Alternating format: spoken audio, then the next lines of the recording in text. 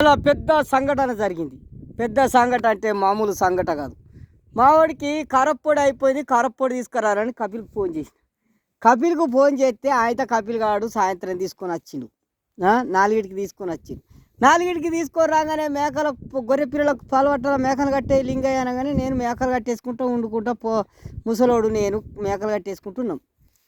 ఆ పోరడు వచ్చిండు ముసలోడితోటి ఇయ్యాల అని కొడుకు రాగానే ఆడు కారప్పొడి డబ్బాని ఏమనుకున్నాడో ఎంపడో ఇప్పిండు కారప్పొడి డబ్బా ఇప్పిండు ముక్కు కాడ పెట్టి ఆసన చూసిండు కారప్పొడి డబ్బాని ఇప్పి ఆ కారం చల్లకుండా ఊకుంటుందా ముక్కులో వచ్చింది కొడుకు ఇక ముక్కులో చూడగానే ఒల్లా ఒల్లా ఒల్లా అనుకుంటా చిన్నగా ఎగురలేడు దేవుడా ఎగిరి ఎగిరి ఎగిరి కింద వాడు బతుకుడు పోరాడు చీఆర్ఎస్ సాగు చేసామని ఆయన అని ఊరికే మేము మేకలు ఇడిచబెట్టి ఉరికెత్తివి మంట మొత్తుకుంటుండ కారప్పొడి పడేసి ఏం చూసినారు చూసే వరకల్లా కారప్పొడి చూసిండు.